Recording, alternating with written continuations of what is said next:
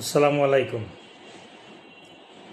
হঠাৎ করে দেশ জুড়ে একটা জিনিস দেখতেছেন না, যে ব্যাপক আকারে আওয়ামী লীগের সংগঠনের কিছু বিচ্ছিন্ন বিক্ষিপ্ত ঘটনা সংঘটিত হচ্ছে। বিশেষ করে নোয়াখালীতে যে ঘটনাটা ঘটল, মাইকিং করে হামলা চালালো বিএনপি তার অঙ্গ সংগঠনের নেতাকর্মীদের উপরে। এখন ঘটনাটা হচ্ছে 5 আগস্টের পরে।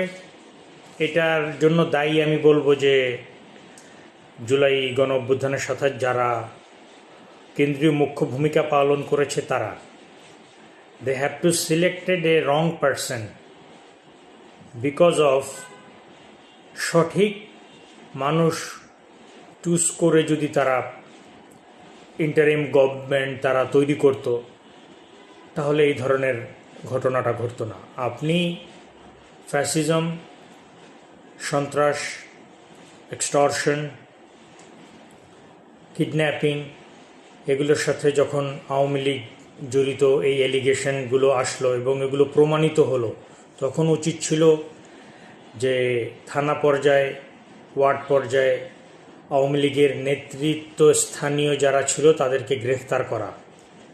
এখন আওয়ামী লীগ তো দেখেন, সচেতন সমাজের কোনো মানুষকে আপনি দেখতেছেন না যারা অ্যারেস্ট হচ্ছে।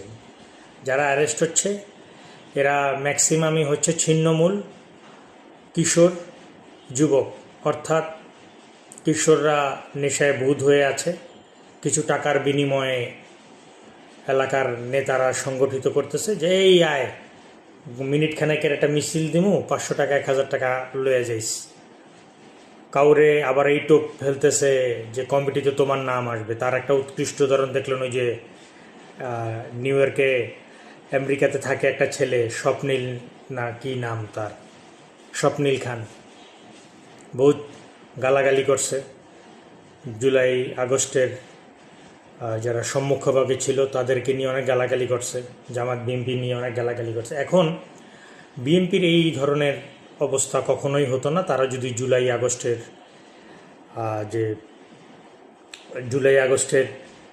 যে দাবি ছিল সেই দাবিগুলো যদি তারা মেনে নিত, তাহলে তাদের পক্ষে এই দেশের জনগণও থাকতো। এখন জনগণ তো ধরেন বিক্ষিপ্ত হয়ে গেছে, দুটো ভাগে ভাগ হয়ে গেছে। এক তো ছিল আত্মগোপনে থাকা আওয়ামী লীগের ওই সকল কিছু নেতাকর্মী, আর দ্বিতীয় ভাগে হচ্ছে জুলাই আগস্টকে যারা ধারণ করে তারা, অর্থাৎ জামাতে ইসলাম, এনসিপির নেতাকর্মী তারা। আর তৃতীয় ভাগে হচ্ছে বিএনপির নেতাকর্মী। বিএনপির নেতাকর্মীর মধ্যে কিছু কনফিউজড নেতাকর্মী যারা বিএনপিকে ধারণ করে, আবার বিএনপির এহেন কার্যকলাপে তারা প্রচণ্ড বিরক্ত। বিএনপির এমনও নেতা আছে, বিএনপির এমনও কিছু নেতাকর্মী আছে আওয়ামী লীগের সাথে খুব ওতপ্রোতভাবে তার ইস্কে পীড়িত। এখন তার আত্মীয়তা আছে, আত্মীয়তার খাতিরে সে তার আত্মীয়রে বাঁচায় রাখছে, নেতাকর্মীদের বাঁচায় নাই। তার আত্মীয় বরেন সেন্ট্রালের নেতা ছিল, বড় কোনো পদে ছিল, তাকে তো সে বাঁচাবে, কারণ তার সাথে তার আত্মীয়তা। কারণ যখন নাকি সে ক্ষমতায় ছিল, সে নির্বাসিত ছিল, তারে 17 বছর জিয়ে রাখছিল তার ওই আত্মীয়। তো আছে না, তো জিনিসটাই এরকম। ওয়ার্ডে ওয়ার্ডে থানায় থানায় চাইলেই বিএনপি একাই এইটারে ট্যাকেল করতে পারত। বিএনপি এখন একা ট্যাকেল না করতে পারার কারণ হচ্ছে তার কেন্দ্রীয় নেতৃস্থানীয় যে সকল নেতাকর্মী আছে, যে সকল নেতা আছে, তারা কেন্দ্রে শক্ত অবস্থান নেওয়ার মতো যদি নেতা আপনি না রাখেন, তাহলে আপনার মাঠ পর্যায়ে অবস্থাটা এরকমই হবে। মাঠ পর্যায়ে আপনাকে মার খেতেই হবে। আর জামাত, এনসিপি তো হচ্ছে আওয়ামী লীগের বড় টার্গেট। তারা চোরাগোপ্তা হামলা করে বিভিন্ন কিশোর গ্যাং, সন্ত্রাসী, টোকা এগুলো ভাড়া করে বিভিন্ন জায়গায় তাদের উপর হামলা করার চেষ্টা করছে। সুতরাং একটা কথা বলবো, সবাই সচেতন থাকুন।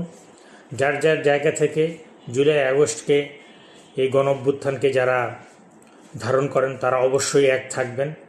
আওয়ামী লীগের করা প্রতিটা ষড়যন্ত্র ইনশাল্লাহ আমরা রুখে দেব।